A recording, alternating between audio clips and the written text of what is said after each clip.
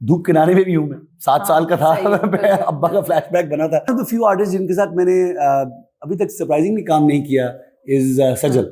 मैंने और फवाद ने कभी साथ प्रोजेक्ट नहीं किया। अमरीन मैंने बचपन से मार्शल आर्ट्स भी किया। अगर आप अच्छे आर्टिस्ट नहीं है ना, आप जिसके भी बेटे हो दुनिया भर में रिजेक्ट कर, आप सर्वाइव नहीं कर सकते। क्योंकि कसम से मेरे पेरेंट्स ऐसे हैं, जो भी मेरे पेरेंट्स को जानते हैं, अगर नहीं भी जानते, मेरा ये पता है, अगर मैं उनसे काम मांगा भी होता ना, एक चपेट ही बननी थी और कहते थे बेटा खुद कर वरना मत कर। अब सोशल मीडिया में ऐसा हो गया कि नेगेटिव पब्लिसिटी, बुरी पब्लिसिटी भी अच्छी मानी जाती है। तो अब चाहत साहब का ऐसा है कि वो और बुरे गाने गाना शुरू कर देते कि मैं जितना और बुरा गाऊंगा उतना ही बेहतर होगा। चाहत भाई की भी कोई किस्मत ही होगी कि उनको इतने व्यूज मिले, करदाशियन की भी कोई किस्मत ही होगी कि उनको इतने व्यूज मिले। यहाँ तक कि हर तरह के स्पॉट बॉय को भी ना फिल्म की लिखत पढ़त होनी चाहिए। मैंने दिलजीत दोसांझ से एक मूवी की थी, एक सरदार जी।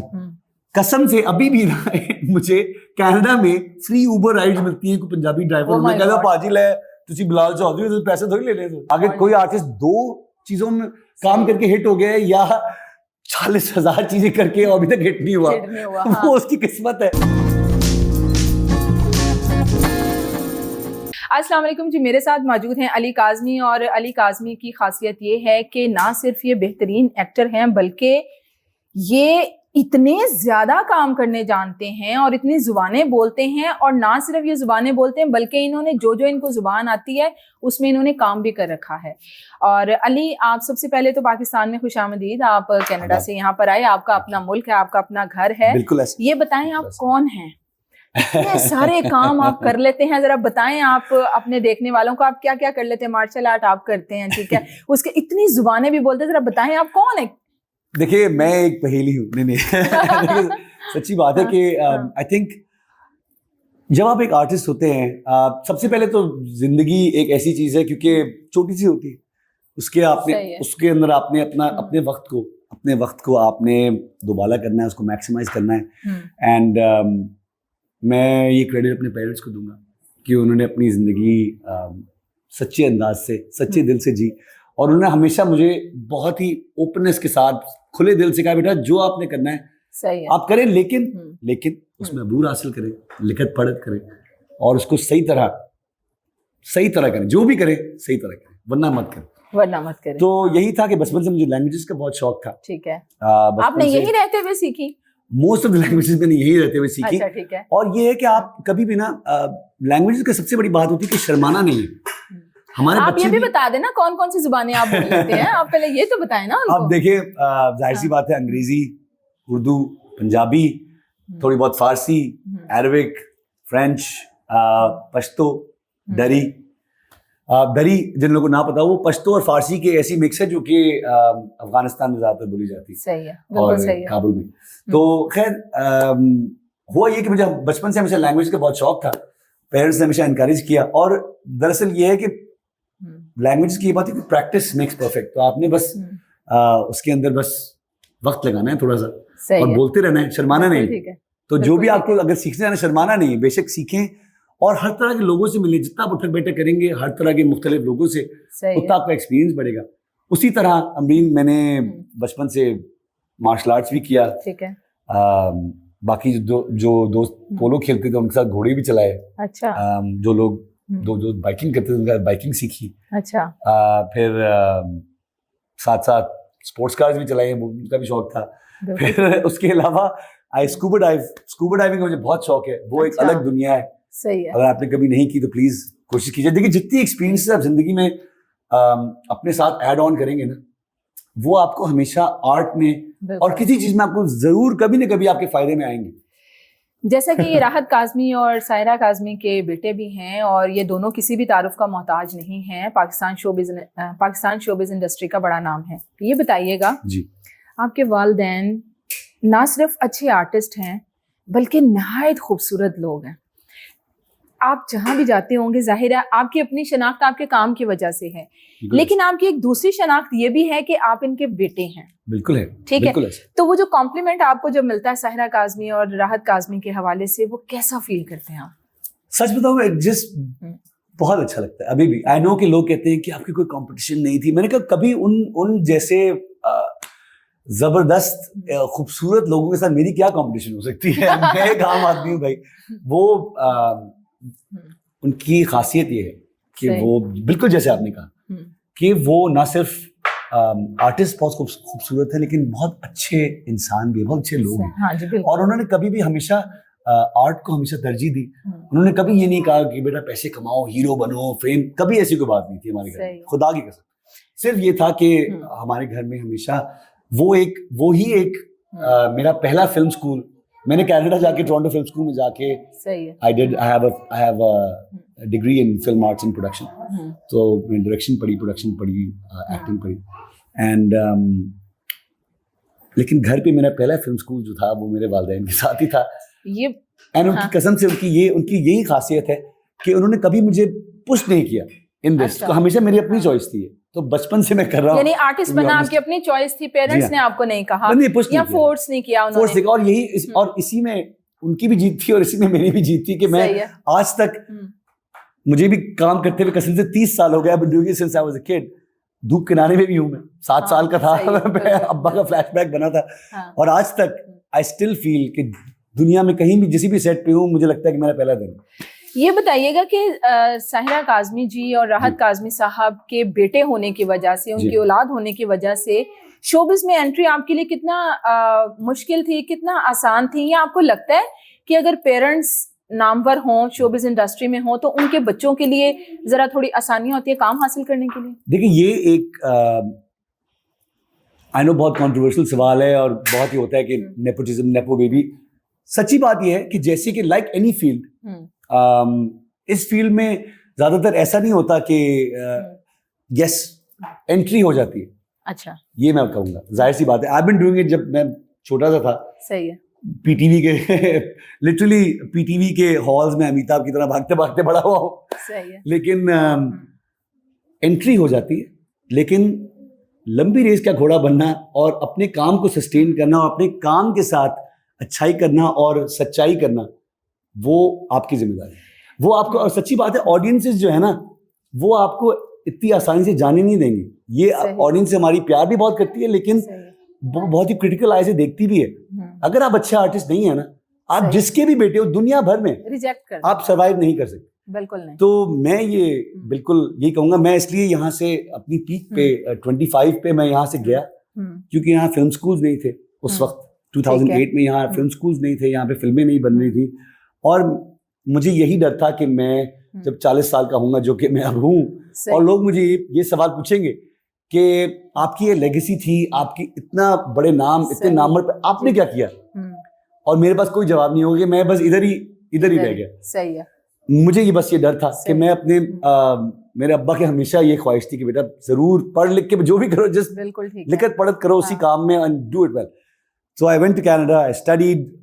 वहाँ पे मैं एक डिग्री होल्डर हूँ obviously in film arts and production, and वहाँ पे मुझे फख्र इस बात का है कि वहाँ पे मुझे कोई नहीं जानता था। I started from scratch, zero से वहाँ शुरू किया। एंड वहाँ पे मैं, I am proud to say कि I direct, I act, I produce, I do TV, film, theatre. And वहाँ पे अब जब मैं वहाँ गया था ना फिल्म स्कूल में, वहाँ पे कोई देसी स्टूडेंट नहीं थे उस फिल्म स्कूल में। अब मुझे मैसेजेस आते हैं और मुझे बड़ी खुशी होती है, अपने दिल में बड़ी खुशी होती है कि you know what, somewhere I made my parents proud कि वो अब देसी बच्चे आते हैं मेरे पास, मुझे मैसेज भेजते हैं कि अली भाई we joined the film school because we saw your picture in the hall of fame. जबरदस्त। In the school. सो अच्छा, जब तक आप यहाँ पर थे, कभी अपने पेरेंट्स से आपने बोला था? कभी होता है ना कि जाहिर है बच्चों के दिल में भी ख्वाहिश होती है कि हम भी अपना नाम बनाएं और सारा कुछ, तो कभी अपने पापा के पास गए आप कि पापा मुझे काम ले दें? कभी नहीं कसम से कभी नहीं, हमेशा। बल्कि ऐसा था कि तब भी अगर आप मेरे पिछला काम भी देख लें, 90s से लेके अर्ली 2000 में भी मेरा काम देख लें, तो मैंने कभी सिर्फ चॉकलेट हीरो का काम नहीं किया या सिर्फ हीरो का काम नहीं किया। मैंने हमेशा मुख्तलिफ किस्म के काम किए। उस वक्त टेलीफिल्म बहुत बनती थी, सही, हर तरह की टेलीफिल्म की, नेगेटिव रोल भी किए उस टाइम पे। जब ने कहा यार आपके अब्बा तो हीरो है, आपसे मैं कहने यार, मैंने हर तरह, मैंने कॉमेडी भी बहुत की।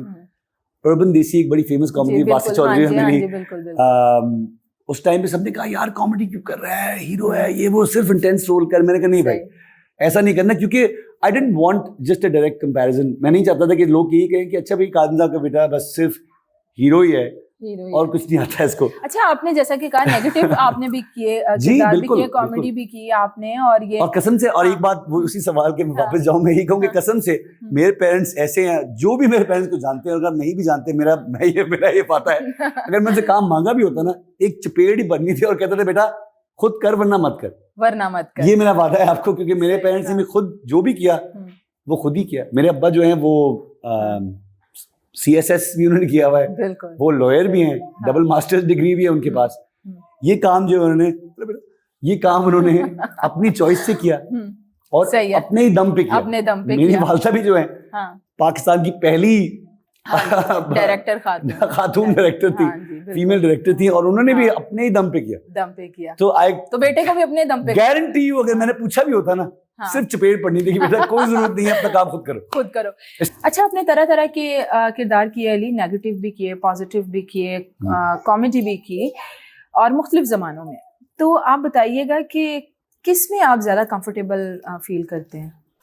यू नो अमरीन, सवाल बड़ा मजे का है। आई थिंक के क्योंकि जिंदगी में भी एक तरह का किरदार किसी का नहीं होता, जिंदगी में हर तरह के लोग मिलते हैं आपको, हर जिंदगी के मुख्तलिफ पहलू होते हैं। उसी तरह इंसान भी सिर्फ एक शनाख्त का नहीं होता, एक तरह का नहीं होता, उसके अंदर भी अलग अलग शेड्स होते हैं, अलग अलग। बिल्कुल।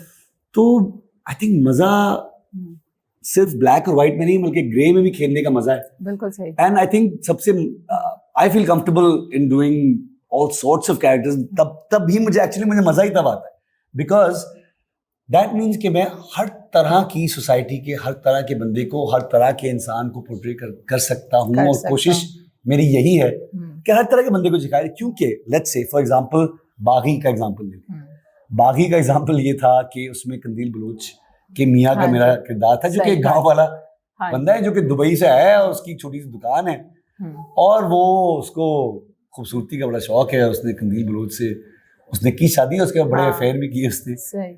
लेकिन अफेयर करना तो ठीक नहीं है, लेकिन उस बंदे का दिल, उस हर बंदे की ना हर बंदे की, हर इंसान की एक कहानी होती, जो हमें लगता है कि बस ये चीज बुरी है और वो बंदा बुरा ही है, उसकी भी अपनी एक पर्सपेक्टिव होगा, उसकी अपनी एक सोच होगी। तो उसका ये था कि भाई वो नहीं चाहता, उसने कभी सोचा नहीं था कि उसकी जो ये आबिद था बागी में, उसने कभी सोचा नहीं था कि उसकी बीवी एक मॉडल बन जाएगी और एक्टर बनना चाहेगी। उसने तो उसकी सोच ही वहां तक महदूद थी उसकी सोच। तो उसने कहा यार घर पे रहो, मेरे साथ रहो, बच्चे पैदा करो, क्या हो गया। उसकी सोच ही नहीं थी। तो ये नहीं कि वो बुरा इंसान था, उसके खुद एक्सपोजर नहीं था, तो उसकी सोच नहीं थी उस तरह। बिल्कुल। तो उसको अगर मैं सिर्फ एक इवल बंदे की तरह पोर्ट्रे करूं तो बड़ा आसान होता। लेकिन हर कैरेक्टर का मजा ही है कि अगर आप उसको अलग अलग लेयर्स में, अलग अलग शेड्स के साथ पोर्ट्रे, क्योंकि हमारे साथ जिंदगी में ऐसे ही होता है, कभी मूड अच्छा होता है, बुरा होता है। हाँ जी, बिल्कुल। हाँ, कभी आपने किसी इंसान के साथ चीखा भी होता है, कभी हमारे मियाँ बीवी के बीच में कितनी आगे पीछे बातें होती। सही है, बिल्कुल सही। सो आई थिंक कंफर्टेबल फील करना चाहिए हर तरह के किरदार। अच्छा, आपने बागी की बात की, तो उसमें भी एक सोशल मीडिया का एलिमेंट तो था ना, वो सोशल मीडिया से ही मशहूर हुई कंदील। और उसमें भी देख लें कि नेगेटिव भी है और पॉजिटिव भी है। अच्छा, ये बताइएगा आजकल जो सोशल मीडिया है वो कुछ डिफरेंट सा हो गया है। अब तो जैसे अबरारुल हक पिछले दिनों कह रहे थे कि उन्होंने मिसाल दी, वो कहते हैं कि जैसे नेकी कर दरिया में डाल, वो कहते थे एक वीडियो बना और सोशल मीडिया पे डाल और मशहूरी हासिल कर। तो हमारे यहाँ माजरत के साथ में कहना नहीं चाहिए, जोकर टाइप लोग हैं जिनको ना गाने का पता है ना सुर का पता है, वो मिलियंस के व्यूज ले जाते हैं। ये देखें हम कहाँ खड़े हैं। ये एक्चुअली बड़ी अफसोस की बात है। मैं खुद बड़ा ओल्ड स्कूल इस लिहाज से कि दरअसल जिस लिहाज से मैं भी बड़ा हूँ वो ये था कि आपके पास कोई टैलेंट हो, किसी चीज में आप अबूर रखते हो, या कोई आपकी ख्वाहिश हो जिस तरह के आगे बढ़ने में, और कोई चीज आप अच्छी करना चाहते हो, तो आप प्लेटफॉर्म लें, चाहे आप सिंगर हो, डांसर हो, एक्टर हो, पेंटर हो, तो आप आगे आए। या आप साइंस में अबूर रखते हो, बिजनेस में अबूर रखते हो, कोई और चीज हो, आप कोई स्किल हो आपके पास। अनफॉर्चुनेटली अब वो आजकल जमाना हमारा ऐसा है, और and for this I will blame the Kardashians, जो keeping up with the Kardashians, जो एक शो है, शायद आपने देखा हो, सनसनीखेज जो एक लफ्ज है ना, कि कोई चीज चाहे बुरी हो या अच्छी हो या बेहद बुरी हो, वो वायरल हो जाए बस। सही है।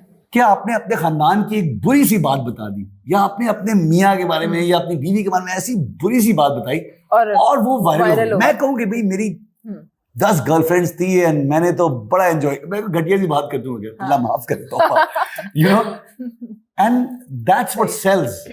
एंड मसला ये कि हमने ये, और इसमें बाय द वे इसमें आई विल से दिस कि देखें, जैसे कि अजीब अजीब आर्टिस्ट हो गए, जैसे चाहत फतेह अली खान है, देखें कैसा, देखिए he is funny to an extent, लेकिन अनफॉर्चुनेट बात ये इसमें देखें जिम्मेदारी व्यूअर्स की भी है। सही है। और वो अब सोशल मीडिया में ऐसा हो गया कि नेगेटिव पब्लिसिटी, बुरी पब्लिसिटी भी अच्छी मानी जाती है। अच्छी मानी कि अगर मेरे वीडियो पे अगर 10,000 बुरे कमेंट आने के, ये तो बड़ा ही माठा है, अपने पेरेंट्स से क्या मिलेगा, ये होगा वो होगा, वो कभी तो हमने इसकी परफॉर्मेंस नहीं देखी, लेकिन अगर मेरे व्यूज बढ़ते रहेंगे ना तो मुझे और काम मिलता रहेगा। हमारे टाइम पे honestly growing up in the 90s और 2000 ऐसा तो माहौल ही नहीं था। अगर आपके पास एक बुरा आर्टिकल छप गया तो आपको कितनी बेइज्जती होती थी, कितना बुरा फील करते थे आप कि यार my god I have to really better myself, मुझे कोई बेहतर काम करना चाहिए। बिल्कुल ठीक है। अगली बार आप 10 बार सोचते थे कि यार ओके मैं अगला काम जरूर बेहतर करूंगा, लेकिन अगर आपको सिर्फ नेगेटिव पब्लिसिटी पे आपको वो हो रहा है तो आप क्या करेंगे?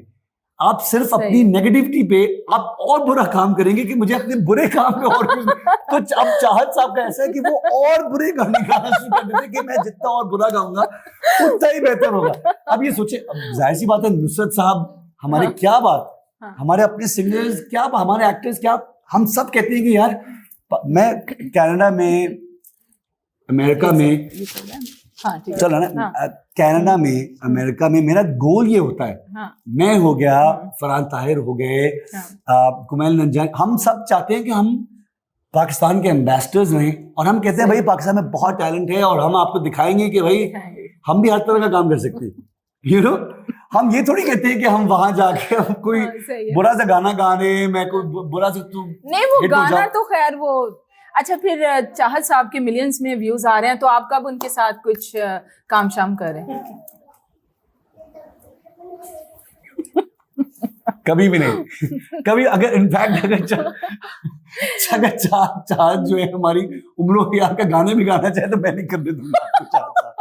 देखिए हर बंदे की, टू बी फेयर, देखिए हर बंदे की किस्मत होती है भाई, कुछ बुरी बात नहीं करनी चाहिए। हर बंदे की किस्मत है, चाहत भाई की भी कोई किस्मत ही होगी कि उनको इतने व्यूज मिले, करदाशियन की भी कोई किस्मत ही होगी कि उनको इतने व्यूज मिले।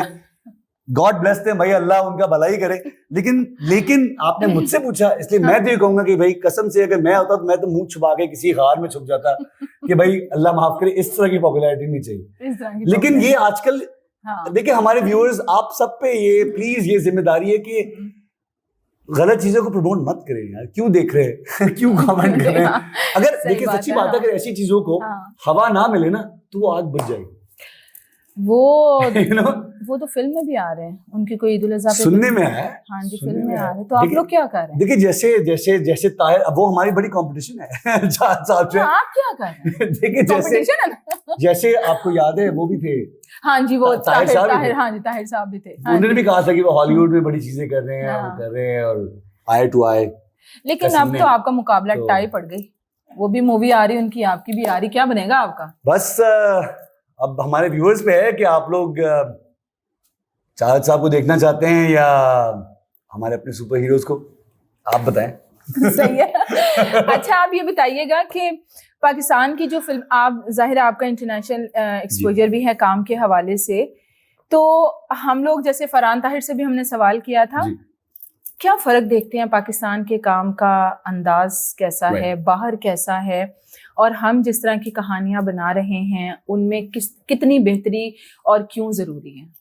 राइट,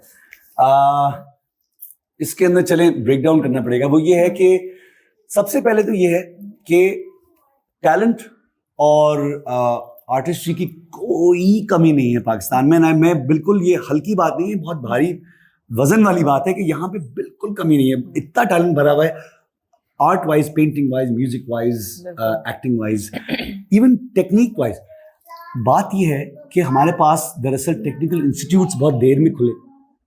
मैं इसलिए that's one of the biggest reasons I left Pakistan to study, मतलब पढ़ने गया था सिर्फ, यू नो आई थिंक हमारे पास और टेक्निकल इंस्टीट्यूट्स खुलने चाहिए, बिकॉज जैसे जैसे और हमारे टेक्नीशियंस, हमारे producers, directors, cameraman, light operators, यहाँ तक कि हर तरह के स्पॉट बॉय को भी ना फिल्म की लिखत पढ़त होनी चाहिए। ये सबसे पहले तो टेक्निकल ट्रेनिंग बहुत जरूरी है। बिल्कुल ठीक है ना। इसीलिए ईरान, तुर्की, बॉलीवुड, हॉलीवुड सिर्फ इस लिहाज से आगे, आर्टिस्ट्री में आगे नहीं है कोई, that's not the point, technique में आगे। तो डिफरेंस सिर्फ टेक्निकल ट्रेनिंग ज्यादा चाहिए हमें। एंड आई थिंक के टाइमलीनेस, यू नो, मैं भी अपनी जवानी में बड़ा, अपनी 20s में जब यहाँ काम करता था तो मैं बहुत लेट आया हूँ सेट पे, और टेक्नीशियंस भी लेट थे और सभी लेट थे, जो कि सही नहीं। और अब माशाल्लाह एटलीस्ट वी आर ऑल, हम सब, हमारा सारा माहौल जो है, ड्रामों का माहौल, फिल्म का माहौल बहुत टाइमली हो गया है। वो एक नंबर 1 बात बेहतरी की, बहुत एफिशिएंसी है वहाँ पे। In Hollywood this very efficient, हर बंदा वक्त से पहले तैयार। एंड जो बंदा लाइट भी लगा रहा है ना, सिर्फ उसने प्लग लगाना ना बत्ती का स्टूडियो में आके सुबह को, वो भी फिल्म स्कूल ग्रेजुएट।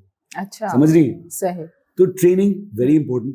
एंड उसके साथ साथ हमारे प्रोड्यूसर्स को और हमारे फिल्म मेकर्स को, हमारे ड्रामा मेकर्स को ये बात जरूरी है कि प्लान ए आपके पास है, प्लान बी और प्लान सी भी तैयार रखें, क्योंकि आर्ट में और फिल्म मेकिंग में हमेशा ऊंच नीच हो जाती है। आपने प्लान बी प्लान सी तैयार रखना है। एक ये मसला हो गया। अदरवाइज टू बी ऑनेस्ट कोई डिफरेंस नहीं। आई थिंक आर्टिस्ट्री में काम एंजॉय करने में और हमारे आउटपुट में भी हम बहुत अब मजेदार कंटेंट बाहर निकाल रहे हैं। आपने बताया कि वो हमारे में आई थिंक ट्रेनिंग की कमी थी एंड टेक्निक की कमी थी। अब वो आहिस्ता आहिस्ता वो गैप फिल हो रहा है। अब जो बात आती है, अब हम जहां जिस लेवल पे पहुंच गए हैं ना, ऑनेस्टली स्पीकिंग, लेट 90s में, अर्ली 2000s में तो ये बड़ी मुश्किल से, जबकि मेरे आबाओ अजदाद ने भी यही काम किया है। सही है। और उन्होंने इसमें बहुत सक्सेस और अबूर हासिल किया। सही। लेकिन फिर भी लोग मुझसे पूछते थे कि अच्छा अब ये करते हैं और अच्छा करते हैं। मैं कहती मुझे और कोई काम नहीं आता, मैं यही पढ़ूंगा, यही करूंगा। लेकिन अब ये है कि अब लोग कहते हैं बेटा जरा हमारे बेटे को भी सिखा दो। हाँ जी, बिल्कुल इस तरह। Now it's become a profession. तो माशाल्लाह हम एक अच्छे लेवल पे पहुंच गए हैं जहाँ के अब यंग बच्चे, मुझे खुशी होती है कि यार आप जो हर तरह के डिफरेंट काम कर सकते हैं, आप पॉडकास्ट कर सकते हैं, आप एक एक्टर बन सकते हैं, सिंगर बन सकते हैं, आप सोशल मीडिया। बड़ी बात कि वो दौर नहीं अब रहा ना कि जिसमें मतलब बहुत ही बुरा मनाया जाता था। बिल्कुल, ये लड़का आर्टिस्ट है। नहीं अच्छी, और इसमें बड़ा एक रिस्पेक्टफुल काम बन गया है माशाल्लाह। I am really happy about that. अब ये है कि अब एक लेवल पर अब रिस्पॉन्सिबिलिटी आती है हमारे डायरेक्टर्स पे, प्रोड्यूसर्स पे, हमारे आर्टिस्ट पे भी, कि अब काम को आगे लेके चलें, कि सिर्फ एक तरह का काम नहीं होना चाहिए। इसलिए मुझे उम्रों पे फख्र है। आपको लगता है यहाँ पर एक तरह का काम हो रहा है? टीवी ड्रामा को भी जब आई थिंक इशू, अनफॉर्चुनेटली एक इशू ये है, प्लीज मुझसे गुस्से ना होइएगा, लेकिन मसला यही है कि आई थिंक एक बहुत हम कंफर्टेबल हो जाते हैं एक किस्म के काम में। एंड अच्छी बात है कि आप एक काम में बेहतरी कर लें, उसमें अपनी खासियत बना लें, उस काम में हाथ मांझ लें कि बिल्कुल भाई ये काम तो हमें आ गया। अब हमने लव, रोमांस, सोशल इशू, घर के इश्यूज, उस तरह के काम हमने बहुत कर लिए हैं। एंड आई नो कि हमारी ऑडियंसेस वो काम देख चुकी हैं, वो रेडी है उसके लिए, वो काम करते रहें।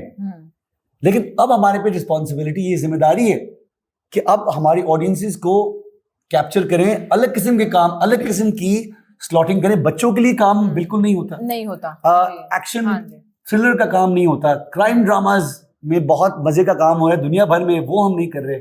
आई थिंक साइफाई, फैंटेसी, इसलिए मुझे उम्रों पे इतना फख्र है कि आई एम ग्लैड कि हमने एक अलग किस्म के दरवाजे। इसका मतलब ये हुआ कि डिफरेंट तरह का काम नहीं हो रहा, यकसानियत है। इस वजह से अली हमें कम प्रोजेक्ट्स में दिखाई देते, चाहे वो फिल्म हो चाहे टीवी हो। पाकिस्तान की बात करें मेरा, बिल्कुल जी, मैं टू बी ऑनेस्ट यही है कि काम अच्छा हो रहा है, लेकिन क्योंकि वहाँ पे मुझे मजा ये आता है कि I do film, TV and theatre, वहाँ पे और अलग अलग किस्म का काम करता हूँ, हर जॉनर का काम करता हूँ। सही। Classics, Shakespeare, Chekhov, Manto, Rumi, उस तरह का काम भी हो रहा है, और नई मॉडर्न सीरीज भी हो रही हैं और अलग किस्म की फिल्में भी हो रही हैं यहाँ पे।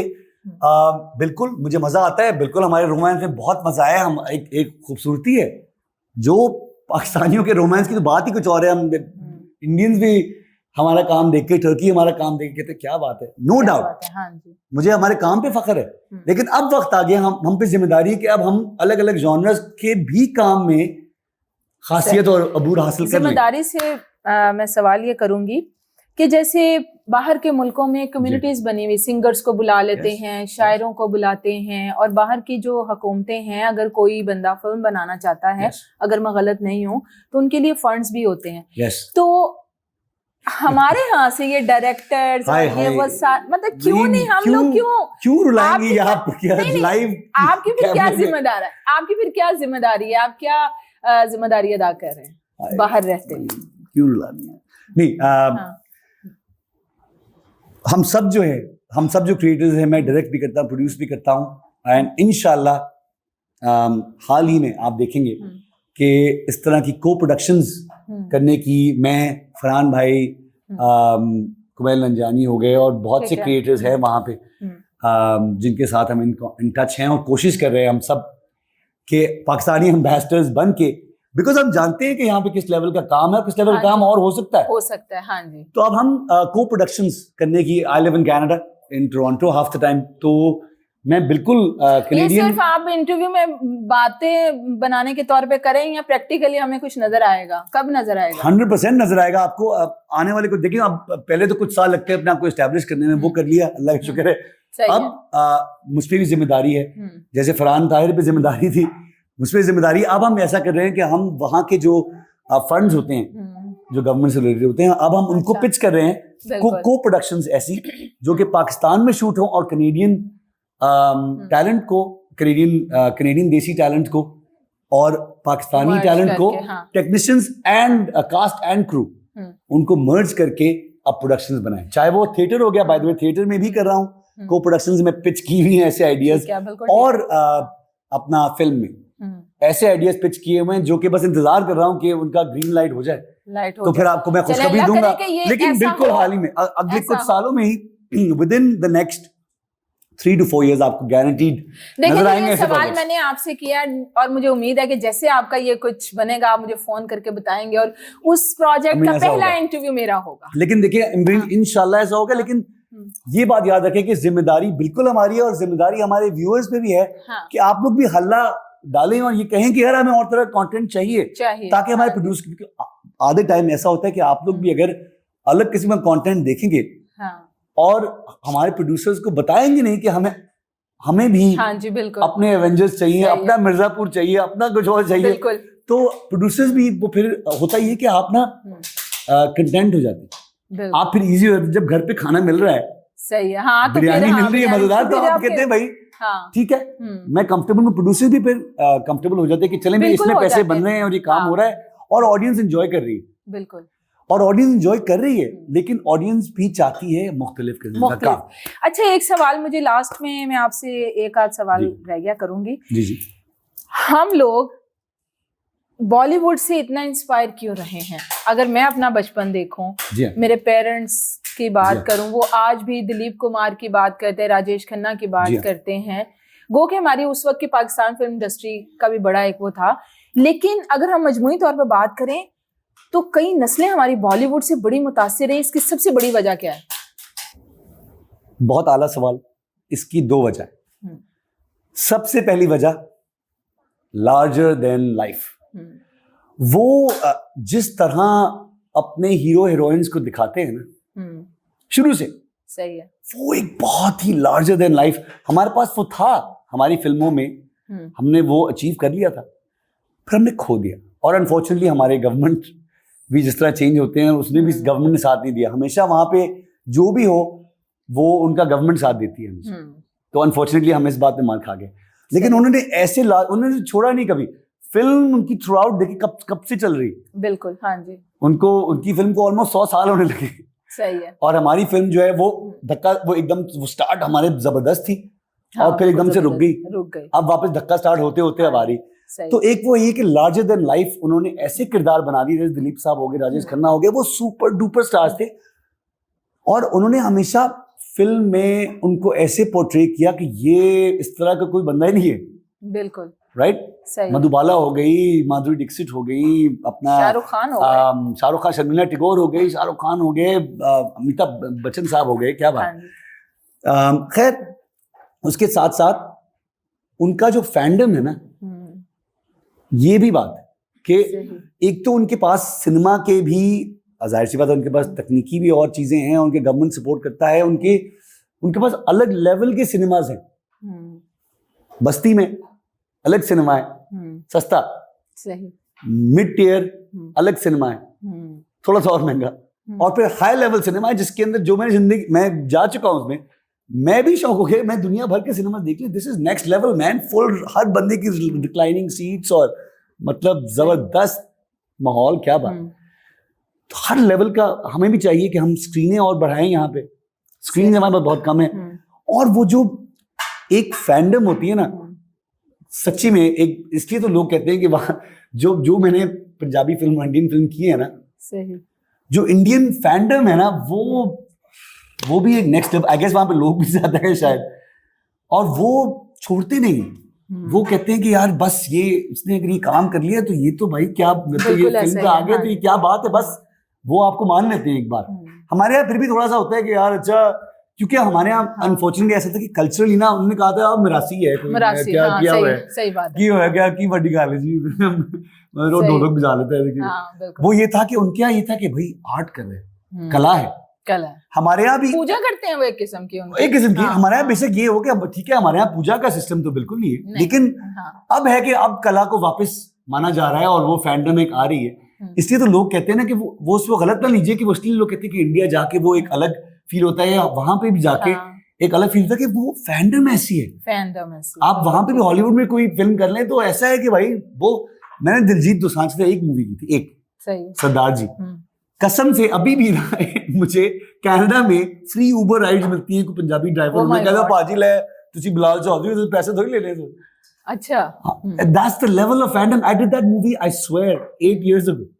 सही। और आज भी आपको, खुदा की कसम, आज तक ऐसा कि वो आपको फ्री में वो कहते हैं भाई ना, आपने ऐसा हो कैसे सकता है, आप तो हमारे हीरो हैं। अच्छा ये बताइएगा कि पाकिस्तान में अंडररेटेड आर्टिस्ट कौन से हैं और ओवररेटेड आर्टिस्ट कौन से, आपको क्या लगता है? ओहो, देखिए ये तो बड़ा कंट्रोवर्शियल सवाल है और मुझे बिल्कुल नेगेटिविटी का शौक नहीं है। देखिए होता ये है कि हर बंदे की अपनी सलाहियत होती है और अपनी किस्मत भी होती है। सही। तो आप ये नहीं कह सकते कि कौन ओवररेटेड है कौन, वो उसकी जो भी कह ले। देखिए ऐसा है कि कुछ हैं अनट्रेन्ड आर्टिस्ट हैं जिन्होंने ज्यादा ट्रेनिंग नहीं ली है, ज्यादा एक्सपीरियंस नहीं है उनके पास। हमारे यहाँ चले ट्रेनिंग तो वैसे भी कम है, बट एक्सपीरियंस के साथ साथ आप देखें हमारे आर्टिस्ट और बेहतर होते जाते हैं और सीखते जाते हैं और काम और बेहतर होता जाता है माशाल्लाह। लेकिन आई थिंक कि ऐसा है कि कुछ ऐसे आर्टिस्ट होंगे आई एम श्योर के जिनकी किस्मत जल्दी चमक गई, सही, बट वो उसका अफोर्ड नहीं कर सकते क्योंकि वो भी उनकी किस्मत थी यार। उनको सोचे तो सही एक सेकंड के लिए कि वो भी एक आम इंसान है, बट ये था कि उनका 1 या 2 काम ऐसे गए कि लोगों ने उनको ऐसा सराहा कि उनको माशाल्लाह सुपरस्टारडम ऐसा मिला, या उनकी सलाहियत को ऐसा किया गया। और ऐसा भी होता है कि फिर उनकी पीआर भी अच्छी हो, मैनेजर्स भी अच्छे हों, तो एक पूरी एक टीम होती है and that's okay. I mean look, मुझे उसमें कोई बुरा नहीं लगता, लेकिन मैं सिर्फ ये कहूँगा कि आई थिंक कि एक लेवल पे पहुंचने के बाद आपकी जिम्मेदारी बढ़ जाती है, कम नहीं होती। बिल्कुल सही। वो ये है कि आपने बस चाहे आप दुनिया में कहीं भी हो ना, हमेशा एक आर्टिस्ट को यही सिखाया जाता है कि अगर आप किसी भी ग्रेट आर्टिस्ट को देख ले दुनिया भर में, वो ये कहता है कि हाँ अभी तक सीख रहा और बहुत चीजें सीखने को रह गई हैं और बहुत काम करने को रह गए। एक आर्टिस्ट जब भी उसने कह दिया कि बस यार अब मैं गद्दी पे बैठ गया और मैंने और काम नहीं सीखना, वो एक आर्टिस्ट की मौत है। बिल्कुल सही। तो ये सिर्फ यही इल्तिजा करूंगा कि आप जहां भी दुनिया भर में आप कहीं भी आर्टिस्ट जो भी गद्दी पे पहुंच जाए, बस काम को सीखना ना छोड़ें, काम करना ना छोड़ें। वैसे देखें, आई नो कि कंट्रोवर्शियल सवाल तो आपने पूछा है, लेकिन वो हर आर्टिस्ट की किस्मत है, तो आप उसको फॉल्ट नहीं कर सकते। अगर कोई आर्टिस्ट 2 चीजों में काम करके हिट हो गया है या 40,000 चीजें करके अभी तक हिट नहीं हुआ, हिट नहीं हुआ, हाँ। वो उसकी किस्मत है। वो उसकी किस्मत लेकिन है, काम सही है। एंजॉय करें ना आप। हाँ। कसम से मैं कभी भी सुपरस्टार ना बनूं, मुझे कोई गम नहीं, क्योंकि मैं अपने काम को एंजॉय करता हूं। मैं चाहता हूं कि मैं 90 साल का भी हूं, स्टेज पे बनूं काम करते हुए बस। सही है। कौन सी पाकिस्तान की फीमेल आर्टिस्ट हैं जिनके साथ आप काम करना चाहेंगे? हाँ, यू नो, माशाल्लाह काफी आर्टिस्ट के साथ काम कर लिया।